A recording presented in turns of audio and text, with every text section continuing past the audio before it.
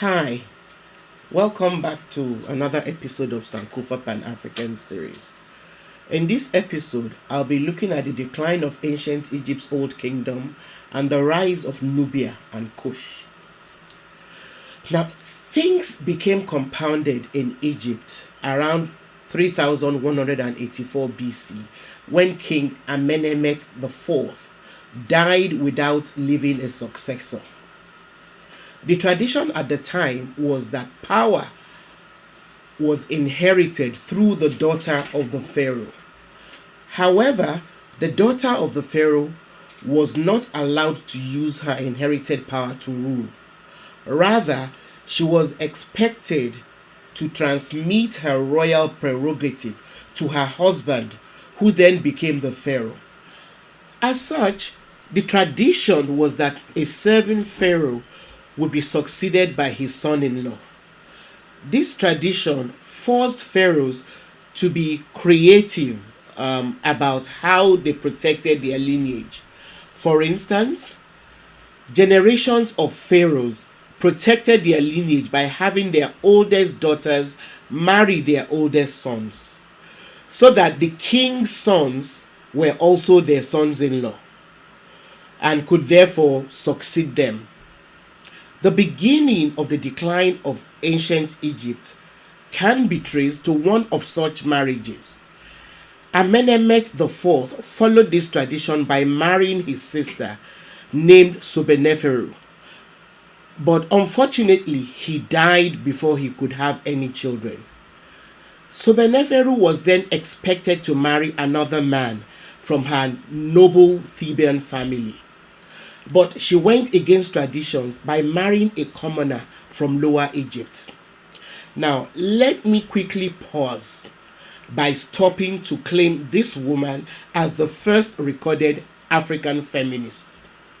The way I imagine it is that Sobekneferu probably came to the conclusion after her brother's husband's death that she wanted a shot at using the power which was bestowed on her by birth. So, she chose to rule rather than hand over power to another noble member of her Theban family.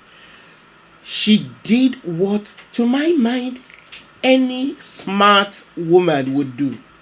She married a commoner and reigned as pharaoh. According to Kim Reiholt, Sobekneferu was the last ruler of the 12th dynasty of Egypt, and she ruled for about 4 years, from about 1806 to 1802 BC. Unfortunately, she died without leaving any children and is the first recorded female pharaoh.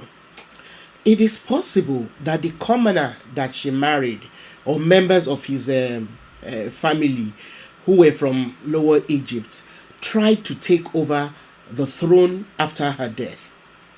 Egypt was then plunged into a civil war because the Theban nobility refused to be ruled by a commoner from Lower Egypt. This war became protracted, lasting about 100 years, during which Egypt was divided into two dynasties. One was run by Theban nobility in Thebes, the other run by monarchs from Lower Egypt in Memphis. This, of course, left Egypt vulnerable enough to be attacked by other groups such as the Hyksos, who were nomads from Asia. The Hyksos first conquered Lower Egypt and then moved in on Thebes. They then held the whole of Egypt captive for about 150 years. The reign of the Hyksos forced members of the Theban nobility to move southwards into Nubia in order to organize an underground liberation movement which worked to progressively chip away the authority of the Hyksos. First, they managed to retake Thebes, from which they then ousted the Hyksos, thereby beginning what is known as the New Kingdom. The pharaohs of this new kingdom then developed Egypt into its greatest period. Egypt became the major power in the world around that time. It engaged in trade with all the major commercial centers which had then started to develop.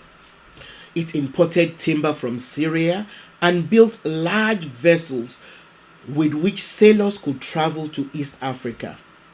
Egypt engaged in trade with Punt, which laid southeast of Egypt, from where Egypt imported ivory, ebony, spices, and gold. Thebes became expanded with magnificent mansions built by the nobility. According to C.V. Vilna, some of these mansions had as many as 50 to 60 rooms. They had walls and halls covered in exquisite artworks and were decorated with expensive furniture and sculptures. Finally, according to one account, in 761 BC, Egypt was conquered by an Ethiopian king named Piankhi. Between this period, which marks the beginning of Piankhi's reign, and 525 BC, Egypt was ruled by various pharaohs and suffered attacks by different groups, including Assyrians.